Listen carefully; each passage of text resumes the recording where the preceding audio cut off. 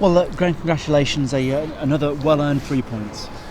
Yeah, I thought it was fully deserved. A tad sloppy at times. Some of our decision making wasn't great, but we defended manfully, rolled our sleeves up and dug deep. We knew it was going to be a fight, we knew it was going to be a battle, and we knew we had to nullify their diagonal balls and the big centre forward, Big Cook, he's a handful.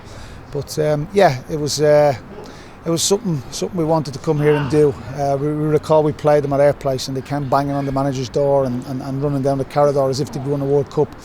I ain't going to let things like that happen to this club. And we've come here today and we've got, I would say, our just rewards. Yeah. A quick start's never a bad thing, and 2 goals up inside a quarter of an hour is, we were right on the front foot from the start. Yeah, we were. We spoke about that. I'd given the players yesterday off because I think they deserve it. I was a little bit nervous, to be fair. I was a little bit nervous when you do things like that and you make a decision like that.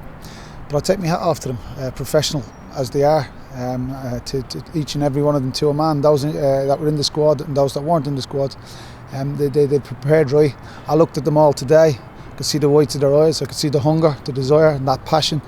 And I tell you what, the biggest and the toughest part of this is picking a squad, picking a bench. To be honest, I think the starting 11 warrant the jerseys. I think they're doing more than enough at this moment in time.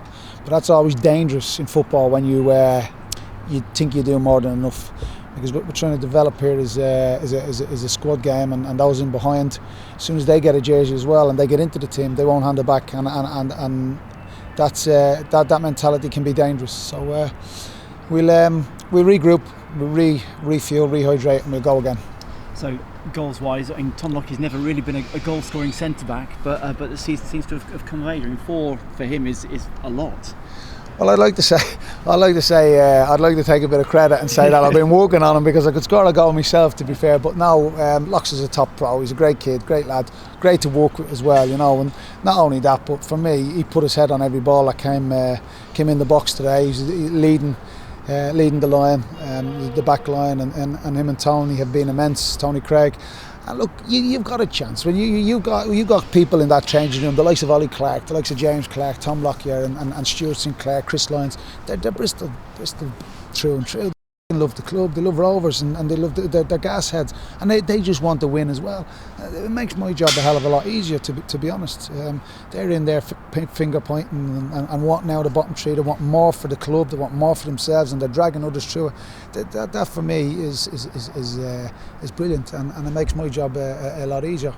So Treat Holmes Dennis has been a miss all season. We were told he was a good player when he signed. He's certainly showing that at the moment. Yes, he is. It's just managing him. It's managing Tariq through the games. It's managing his training sessions through the week as well. But yeah, he has got quality. I don't think there's any doubt about that. But I was delighted for him because he's worked ever so hard. He's had a lot of bumps in the road. He's had a lot of knocks this season, a lot of obstacles to get over, and I'm delighted for him. The last 3 games he's been outstanding. He was obviously a doubt. I spoke to him this morning in the hotel. We just had a bite to eat, and I spoke to him. We had a little walk. And he was happy enough to play. I put the ball in his court, and he was feeling fine. He had a little bit of swelling on the knee, but other than that, he was fine. And I was more than happy to give him the jersey, and he rewarded me. So back-to-back wins in the league for the first time all season, and more importantly than that, out of the relegation zone. I didn't know that, but that's great. That was our aim when we came in. Our aim is to win. I'm trying to build a dressing room of winners. I'm trying to bottle the feelings after the game against Fleetwood. I'll try and bottle the feelings after this game today, and we let it out on next game. And I keep saying winners win games, winners win the next game, winners go above and beyond the call, and our lads is doing that at the minute. But I don't want them to stop. I don't want them to think they cracked it. I don't want them to think that 2 wins is enough. I don't want to think that they're guaranteed anything in football, because when you do that and you slip into that mindset, you know yourself, it'll jump up and slap you in the face. You'll get punished. Yeah, and we know you obviously interim manager. You'd like to stick around, and you're doing a pretty good job of creating a CV to do that. Well, put it this way: if I don't stick around, I'm obviously going to be unemployed, and no man wants to be unemployed. Let's be honest. So I'm going to work me damnedest to try and turn the heads and turn the powers to be in my favour. But look, I've read the papers, I've looked at the betting and things like that. There's a lot of very experienced, very good top managers out there that will want to take on the gas, because it's a hell of a club, it's a hell of a group of players, it's a hell of a club, and it's a great opportunity. But like I said before, I'm a fighter, I'm a battler, and that's what I'll bring to the table.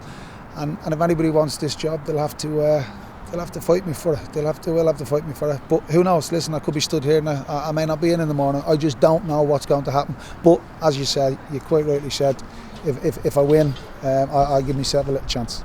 Well done today. Thank you very much. Cheers. Like a special moment.